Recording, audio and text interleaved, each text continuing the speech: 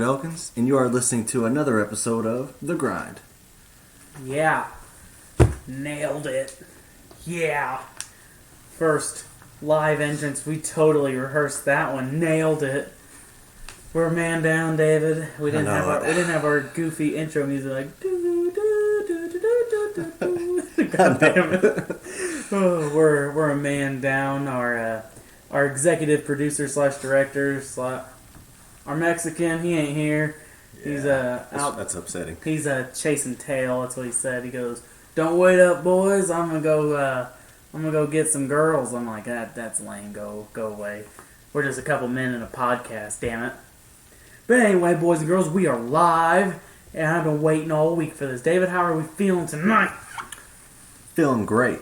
Feeling great. You want to kick us off? Go ahead and tell them what we're talking about right now. All right. So tonight we're going to be talking about a little bit of the playoffs right now and how that's going. With your Boston. We ain't talking Celtics. about this show's over. I mean, if you're just gonna insult me the whole time and you're gonna be a fucking bully, we'll just end this shit right here because I ain't dealing with that. Hey, it is what it is. Can we talk about other things? Yeah. Okay. Can we talk football tonight? Yeah, we can. Okay, what's our debate topic tonight? Okay, who would you take as a franchise quarterback? Okay, can I pick anybody?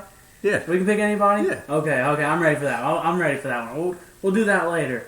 But what else are we talking about? You know what? No hints. No hints. I don't want to know. We'll just talk about it as we go. Okay. All right, so we're going to talk about the playoffs first. So we're going to talk about the playoffs, but before we talk about the playoffs, can I just tell you what breaking news from an hour ago was? What's that? Tyronn Lue and the Lakers is negotiating talks are over. Really? Fell through. He wanted a 5-year deal with a little bit more compensation because he's a championship coach, and they wanted to give him 3 years, $18 million. I mean, you think that LeBron would have probably pulled for that, seeing how he's kind of his scapegoat. So I guess the search for a Lakers coach continues, but I just wanted to get that off my chest because Tyronn Lue sucks. Well, I also had seen a report the other day where Frank Vogel might be going there. But it's Frank Vogel, Mike Woodson, and oh man, I can't remember the other dude. It's Alvin Gentry actually. Yeah. Really? Yeah. Nice. And but anyway, I just wanted to bring that up. But back to the playoffs. You wanted to bring up Boston, so I'm gonna take a mulligan on this one, boys and girls. Boston.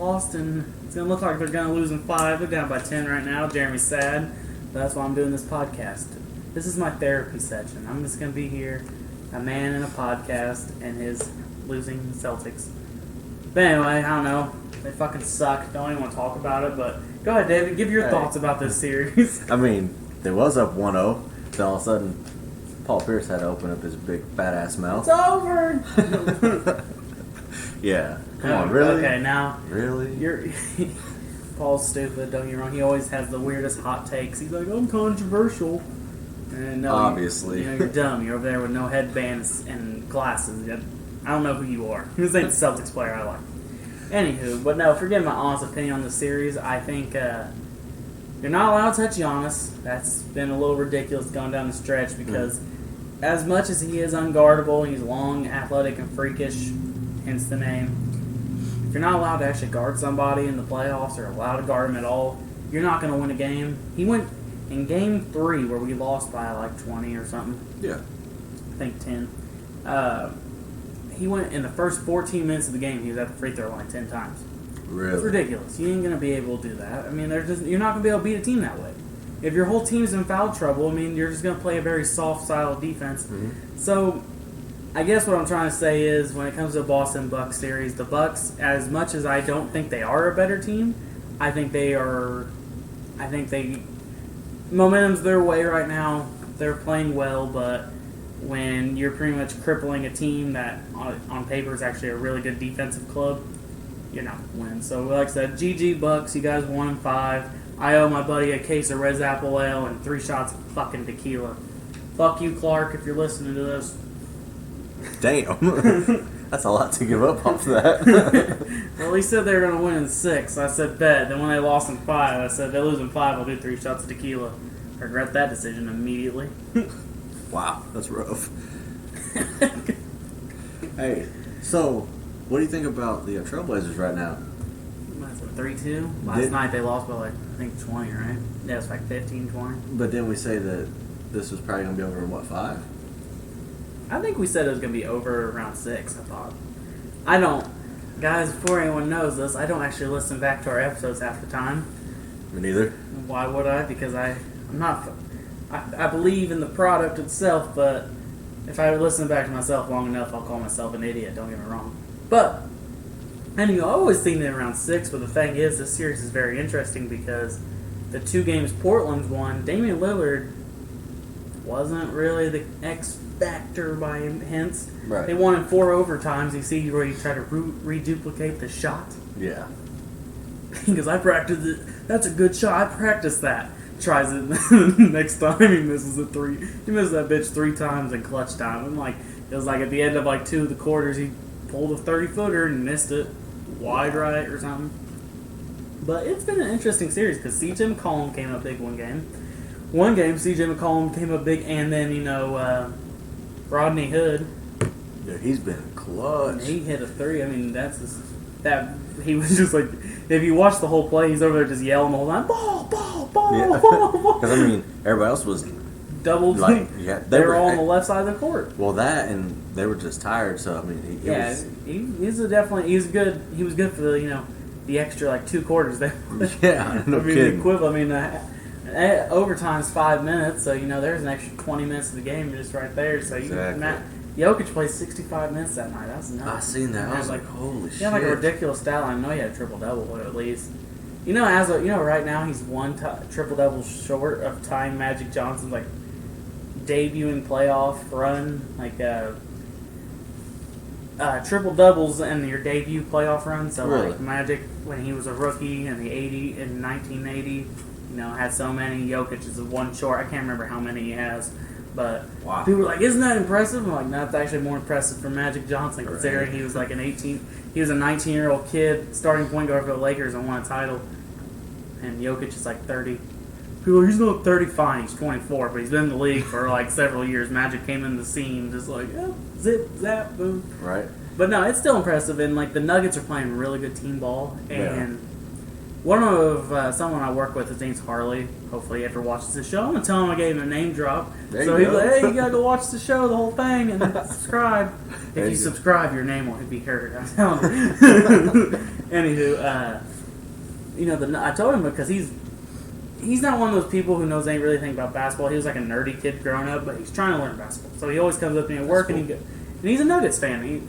He's always been a Nuggets fan. I don't know why. He's never gave me that reason, but he goes, Probably Carmelo back "No, in the day. I don't know. He'll just randomly say like, "Oh, my Nuggets, they're doing good. What is it, game 1?" I'm like, "Game 5, Harley." Oh, okay. I knew something like that. I'm like, he's trying, so I talk him through it, and Applaud him for that. I give him credit, and he listens, and so I was telling him, I go, what's scary about the Nuggets is they play hard, they're young, but they don't let the media get to them. They're just staying real quiet under the radar. They don't play like underdogs. See, Damian Lillard and them, they're like, "We're underdogs, blah, blah, blah, blah." You're the 3rd seed, dude. You weren't the other underdogs against OKC. You were clearly the better team. Yeah. That's not the point. The point being is the Nuggets don't make any noise. They play basketball. Their star player, like there's a picture of him when he was like 15, just a fat kid, and then he just grew up and became a great player. I mean, it's awesome. Grew out of that fucking fat stage, and then Jamal Murray's literally a mini Steph Curry. I mean, he has that ability of he's fearless. But the thing is, the difference between him and Steph, dude's just fearless. He has that Damian Lillard, like, "Oh, that's 40 feet. I'll pull it. It's no big deal." And that's what I'm Right. saying. Like, they have a lot of good young ball players on that team. And then Paul Millsap, he's been in the league for I think Wow. 13 seasons. A while. 13 seasons, and he's only 30. That's pretty impressive too, because I think he came out when he was in high school. I think it did. And anyway, he's been forever. He's played on a lot of ball clubs. I think this is the team he sees as I got a chance to win a title with this one. So he's playing his heart out. I mean, honestly, the Nuggets just kind of remind me of how the Hawks were back then, really, when they had like Teague and Paul Millsap. Paul Millsap, Al Horford. Their bigs were mostly their skilled players, and their guards mostly played off ball. Exactly. And That's what I'm saying. Like, this team is fairly similar in those ways. And then at the same time, I think they're a lot better because Al Horford, as much as he's an all-around ball player, Jokic is a special talent. He can score from all phases of the ball, Right. but he also can pass like a fucking point guard. He can dribble like a point guard. You ever see? He grabs a defensive board, runs it up the court, and plays point guard. Right. That's what makes that team special. And most people be like, "What do you mean? What do you mean? Why they're special?" Well, because your center is literally your playmaker, and they have essentially two shooting guards in. Jamal Murray, as much as I do like him, and I did say he is like a mini Steph Curry, he plays like a shooting guard. He's their point guard who plays like a shooting guard. Gary Neal's never seen a shot he's never liked. They put in just shooters around. Paul Millsap can shoot. Jokic, shoot. Whoever plays small forward, I'll be perfectly honest with you, I don't know who's been starting a small forward. It fucking changes all the time. Or if it has, I don't know. Everyone on that team can shoot, but the thing is, they move the ball around so crisply and fast, and no one heals it. And if they do, then when they hesitate, they just pull a fucking shot, and no one yells at them. No one's like, "Oh yeah, that was a bad shot." No, they play for themselves, and I like that. So hopefully, I think, and after watching Game 5 last night, I think they're gonna wrap this. They're gonna wrap it up. It ain't going 7. I could definitely agree with that. I mean, kind of like how you were saying that they have all the tools there. Honestly, I wouldn't be shocked if the Warriors end up getting beat by them. I know that sounds kind of far-fetched, but, I mean, they have all the defensive players there. You're not going to hear me dispute that until it actually happens because the Warriors need to survive the fucking Rockets. Yeah. I thought they were going to mop this up in 5, and they just can't hold back. We'll get to that here in a second. But I think they'd match up well with them because in the regular season they beat them like 3 times, I think, and then they got smoked 1 time by them. Mm-hmm. I just don't know who their answer is against Kevin Durant. Because as much as good as they are... Because it's not PJ Tucker. And it's not PJ. Like I said, Kevin Durant is still special. We talked about this last week. There was a debate where, your Facebook poll on your personal page said 87% said Kevin Durant's better than Kawhi Leonard. But if you watch the series right now, who's taking over their series? Against Houston, he looks pretty pedestrian in a way because even though he's putting up big stat lines, they just lost back-to-back games. True. And last week at this time when we were debating, they were winning, and I want to say Spurs because Kawhi Leonard, but the Raptors were down. And everyone always overreacts to a loss in the playoffs. They're like, "Oh, down 2-1, they ain't gonna win, dude." Only time you ever should count a team out: 0-3. No one's ever came back. No one ever has only one sport, and it's baseball, and it's happened once. Okay, but every other series in the history of sports, especially in basketball, no one's ever came back other than one time in baseball. So that's the only time I ever count a team out. But when I watch like the Raptors, you notice as each game, the Raptors as a team, they've had to learn. The first game they came out, Kawhi Leonard carried them to a win. Pal Siakam had 28 points. Those are the only 2 people who showed up. Right. Kawhi Leonard just you can't one-on-one guard him. He's a great scorer. The reason why I said last week Kawhi Leonard's the best player on the planet. He's a top 5 scorer, but he's also arguably the best defense. He's 1 or 2 top defense. That's why overall he becomes the best player on the planet. And then he lost 2 games in a row. So most people, you included, oh well, Jeremy, they're down. They just lost 2 games in a row to Philadelphia. And here's my point in this series: the first game, Kawhi Leonard took over. Second game, Kawhi Leonard's the only one who showed up. He's like, he got off the bus and he came into the building. He's like, "Okay, here in Toronto, I don't really talk much, but this is what I think he sounds like when he talks to himself." All right, in the locker room, where's everyone at? Guys, we have a game in like 10 minutes. None of the same. You guys fucking with me? You guys trying to put on some New Balances? Got some New Balance shoes? I got some New Balance shoes. And he's the only motherfucker who showed up. Of course, that's a joke, because everyone did show up.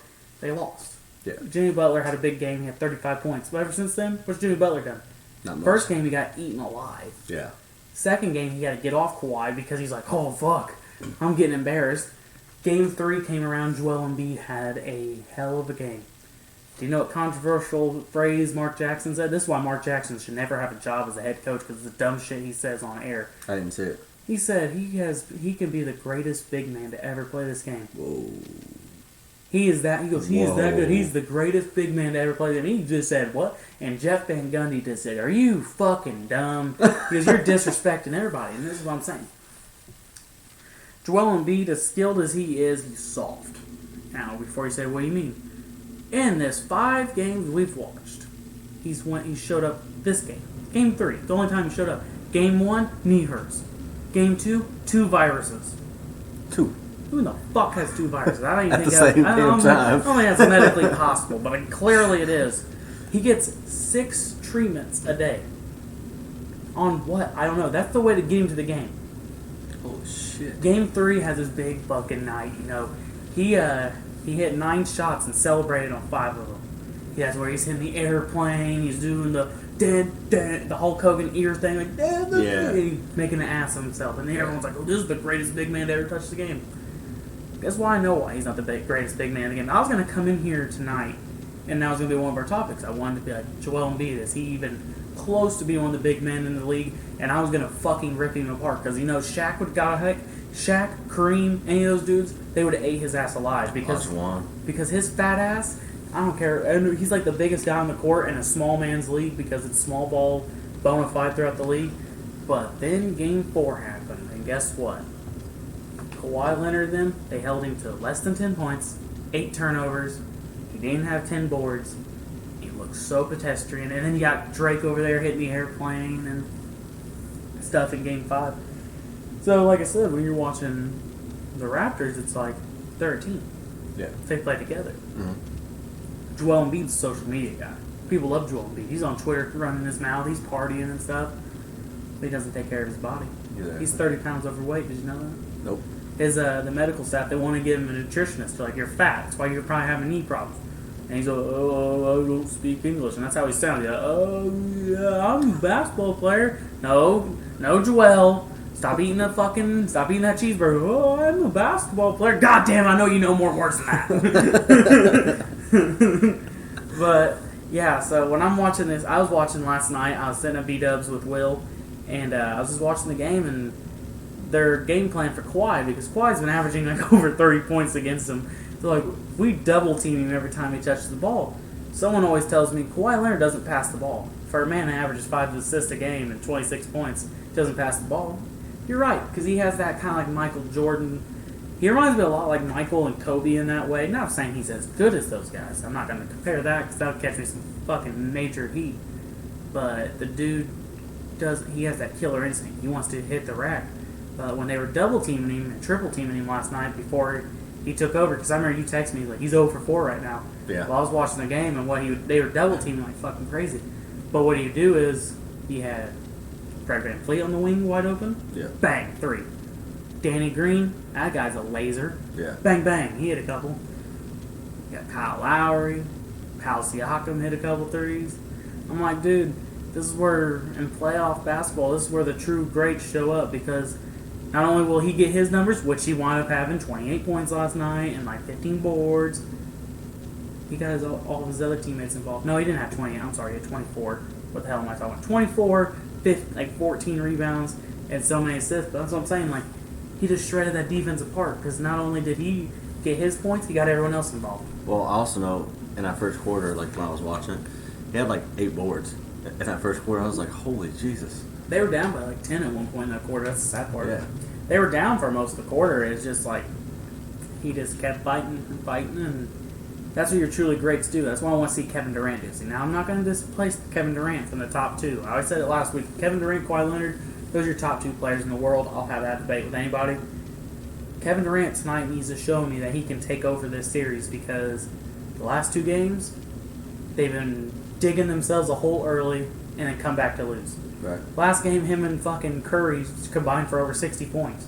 Lost by 4. 112 to 108. You can't have that. Well, I know right now that the sports world is like on fire about, who's the greatest player right now, either Kawhi or vacuum. KD. Yeah, there's a vacuum for it. And then there's Giannis, and Giannis has to have a big playoff run, and he's going to win MVP this year, more than likely. But I don't think he's at that top tier yet. I think he's at that tier with LeBron, and he's top 10 in the world. Oh, that's where I'm just going to put him. I'm not gonna sort out numbers, because clearly that's just that's just pulling straws at one point. like I said, the top 2 players right now are Kevin Durant, Kawhi Leonard. LeBron is top 5 still, and I have to see how he plays next year. He still averaged 28, 8, and 8 last year. He didn't play much defense, but he was hurt. Yeah. After he got hurt, because, I'm going to compare something, dude. You see how LeBron played in the last half of the season? Even though he got his offensive numbers and his rebounds and stuff, Yeah. everyone knew he was 30 pounds overweight. He went playoff mode. Well, even then, he was 30 pounds overweight. That's why he was taking defensive possessions off. Yeah. Go look at Joel Embiid this series. He's 30 pounds overweight. His knees are having a problem. LeBron had his groin problem. He's overweight. They're slower. They're going to get their offensive numbers. They're gifted that way. And rebounding is fucking the easiest stat to get in the NBA. Goddamn. You just touch the ball, they'll give you a rebound stat. You think I'm lying? Go watch the Pacers. Pacers versus the Milwaukee Bucks. February 13th. Watch that whole game back over. I was there live, 3 seats back. I was right next to Giannis. I was watching his stat line. He got a triple-double that night with 32 points, 12 assists, and like 15 rebounds. I remember watching that. 19 rebounds. And I watched this dude get credited for stats because he would just slap loose balls out of the air from off the rim. They'd give him credit for it. So like I said, you want to go watch, that's the easiest stat to get. Mm-hmm. So when I look at rebounding, I'm like, okay, that's cool, I guess. But when you watch the game, your rebounds for LeBron are easy, 6-8. Assists are easy because he passes the ball so much, and then he can score. But when it came to defense, he was taking that off. Then they lost games, and you wondered why. Yeah. Because like defense efficiency, he was like low as hell in his career. So, and that's to say we'll see. But like Joel Embiid, you're gonna watch if he doesn't show up next game. Oh my God, they need to get rid of his ass because dude is injury prone. Yeah, and I mean when he got drafted, and this is the first 2 years. Yeah, I was like, what the hell? Mm-hmm. They're like, just trust the process. Trust the process. What process? I love the credit they give to that whole situation. Like, trust the process. They tanked to get these 2 premier superstars. I'm like, they had a chance to like get a bunch of other guys too. Right. I'm just saying they could have had anybody they absolutely wanted. I mean, they got lucky with Joel Embiid in a way because Joel Embiid was going number 1 that year, but once he got hurt, the Cavs they got off of him. Mm-hmm. But just imagine Joel Embiid and LeBron playing together because they're originally going to get Joel Embiid, Kyrie. That'd be crazy. League could be so much different if LeBron never went back to Cleveland and Joel Embiid didn't get hurt because it could have been Kyrie and Embiid. Who knows? Right. That would have been nuts. Yeah, I agree. And so let's see, we got one more playoff matchup to talk about. We kind of hit on it. Who is the nice Golden State Warriors? Up 2-0 at one point. Now they're tied 2-2 with the Houston Rockets. Yep. You watching any of these games? Watching a couple of them. PJ Tucker is a fucking dick. Have you see what he did? To that fucking ball boy? He just ripped his shit off and thrown it at him. I'm like, what a piece of shit, dude. I would have slapped that fucker. I might get my ass. I mean, don't get me wrong, PJ Tucker, he'd probably whip my ass. I mean, he's like 6 foot, 6'7". Right. Just go for his knees. I'd have slapped the shit out of that dude. I'm like, oh, fuck you, bitch. Right. I'm like, I'm about to become internet famous, and I'm gonna I'm gonna start a podcast because of this shit. Probably called Simply Electrifying Productions. Ooh. Whoa, sorry, name's taken. Oh, that's us, guys. I plugged their shit, JMix34, if you want to talk about it. On Twitter. But, he's coming up big this series, getting a lot of rebounds, doing the nitty-gritty. I know the first 2 games he didn't really show up offensively. Game 1, I know he shot 0-4.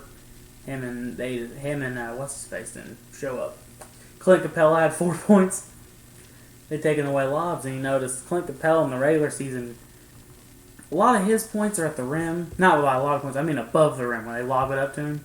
So, when Clint Capella got in this round against Draymond Green, and they were just taking away the lob the whole way.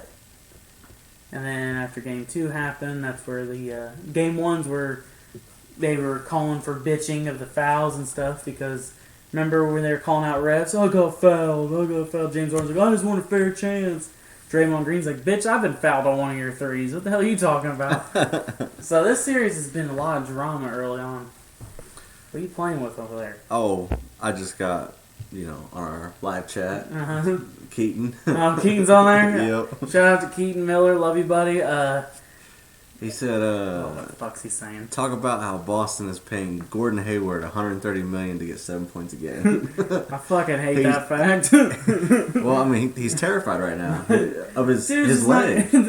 Not only is he, it's not even the fact that he's terrified. I mean, the dude is fucking. He's a white dude who can't jump, and then he goes to play. I mean, the dude is not a knockdown shooter. You notice a lot of his shots are jump shots. So when he's not feeling from back there, he's completely irrelevant. And he can't play defense at a high level anymore, especially in the fucking East where everyone's like 6'9" at least and 250 pounds. And then like they're like, oh well, come off the bench. Do what? Pass the fucking ball? Yeah, he's a great playmaker. I don't need a playmaker. I need a fucking baller. I need a scorer. I want to pay $31 million. Get me a fucking bucket, please. If Gordon Hayward doesn't get fucking a bucket tonight, which we're losing by 15 last time I looked, that motherfucker's going to be pushing fucking carts at Sam's Club. I swear to God. Out there with Nate and everybody. Fuck that. Fuck this guy, dude. Be hitting customers with Mark. Like I said, Gordon Hayward's going to be cleaning the shitter after this season. They're going to be like, you got to work off your debts, damn it. Go out in the parking lot. You're going to be fucking... You ever seen Space Jam where they're like, Michael Jordan's like, you could take me. He goes, yes, that's what we'll do. You'll play one-on-one and lose every time. That's what we're going to do. He's going to be like a Disneyland. He's going to be fucking playing kids one-on-one and lose them. But instead of actually purposely losing, he's just going to try and they're going to score. I'm like, what did I do? Looks at his foot. Oh, I rolled my ankle. Oh, man. Got me fired up for no reason, Keaton. Thanks, Keaton. Appreciate it. Talking about Houston, damn it. But it's tonight's game 5, so I'm kind of interested. I'm definitely going to watch the game, especially after the show.